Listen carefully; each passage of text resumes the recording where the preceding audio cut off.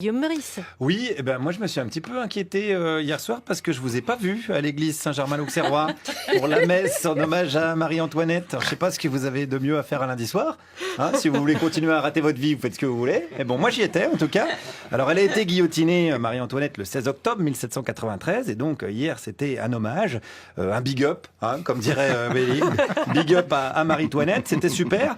Alors le seul souci, c'est quand même qu'il fallait parler latin. Famine tue Marie-Antoinette, animabus amulorum, Marie-Antoinette, cuius anniversarium. Oui, alors attendez, c'est là que j'ai décroché. Marie-Antoinette Cuius Anniversarum. Là, pardon, mais j'ai pas fait latin. C'est la faute à Najat. Hein. D'ailleurs, il n'y a plus de latin dans les écoles. La perfide, l'hérétique Najat. Hein. Pardon, excusez-moi. C'est l'émotion. Non, mais attendez, parce que hier soir, il y avait de l'émotion. Par exemple, ce jeune homme, il était là pourquoi? Première volonté, c'est déjà de rendre hommage à notre reine, premièrement, qui est morte ce jour assez tristement. Deux stations de métro plus loin. À une époque où il n'y avait pas le métro. À l'époque où il n'y avait pas le métro. Elle aurait peut-être réussi à fuir, qui sait. Ah bah, hey, on n'y pense pas, ça. S'il y avait eu un métro, ben, ça serait peut-être barré, elle aurait sauté le tourniquet, puis hop, la reine. Un passe Navigo, c'était bon. Ah oui, ça veut dire, c'est les deux passions de Laurent Deutsch en une seule réaction. Hein, le métro, la royauté, parfait. En plus, pour aller à Varennes, il ne faut pas changer à Bastille, donc on est bon. Hein, si toutefois les sans-culottes de la RATP n'avaient pas été en grève, hein, ça rien n'est moins sûr. Alors j'ai continué, pendant qu'on perd Charline complètement. N'oubliez pas que c'est un hommage, hein, je voudrais que ça soit quand même un petit peu sérieux cette histoire. J'ai continué à discuter avec les gens sur place, notamment cette jeune femme qui a été attirée à la messe par le comte de Paris, l'héritier de la couronne de France, qu'elle trouve comment? Qu'est-ce qu'il est beau, qu'est-ce qu'il est beau, c'est merveilleux. C'est parce qu'il est beau alors. Parce qu'il est beau. Ben le roi, c'est naturel, hein.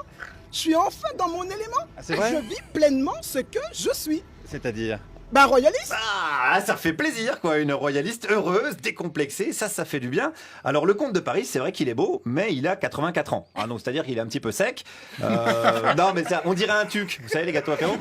Donc, s'il y a une révolution, c'est pas la peine de le décapiter, ça va faire des miettes. Hein, juste, ah ouais. Vous le trempez dans l'eau et hop, il va se dissoudre, le comte de Paris. Alors, par contre, après, il est comte, hein, il a des privilèges, il a du pognon, comme le roi à l'époque. Mais n'oubliez pas quoi? N'oubliez pas qu'il y avait quand même la charité. Que le roi lui-même, il y a des tableaux magnifiques du roi, ces belles chaussures en satin brodé, dans la boue, allant dans une masure et donnant ce qu'il fallait. Voyez? Le roi faisait ça? Oui, exactement. Il a passé pas par l'assistante sociale qui vous fait remplir 10 000 dossiers et à la fin, peanuts. Non, de lui-même sur sa cassette s'il fallait. Il allait dégueulasser ses chaussures en satin comme ça? Ah ben et alors? Et dis donc, Saint-Louis est pas parti pieds nus avec la couronne, s'il vous plaît? Attendez, parce que moi je suis pas là pour me faire engueuler non plus. Hein, c'est pas de ma faute si Saint-Louis il est parti pieds nus. C'est pas moi qui lui avais planqué ses bottes. Alors ce qu'elle voulait dire, c'est que le roi, ben, quand il en avait envie, il filait 10 balles à un clodo. Et ça c'est quand même plutôt sympa. Aujourd'hui Macron il leur sucre 5 € d'APL.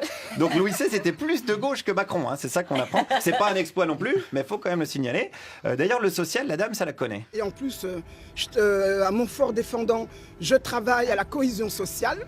On défend les femmes. Violence faite aux femmes, alors on peut pas faire plus grande violence. Oui, alors là c'est vrai que la décapitation, c'est compliqué de faire plus grande violence à la femme. On peut d'ailleurs lancer le hashtag balance ton guillotineur.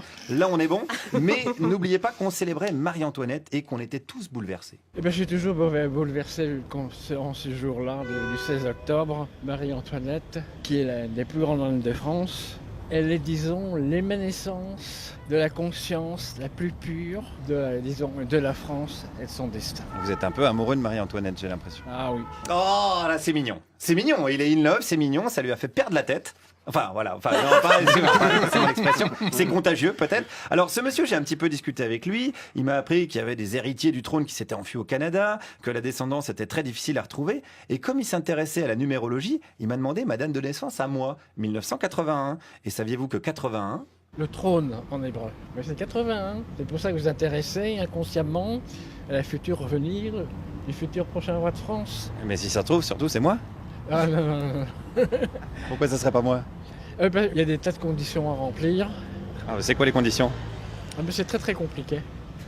Moi, je remplis pas mal de conditions. Hein. Non. Il n'a pas envie que ça soit moi le roi, si vous voulez que je vous dise. Et je vais vous dire, moi non plus, j'ai pas envie de être le roi. Je préfère nettement rester le bouffon. Merci Guillaume Meurice.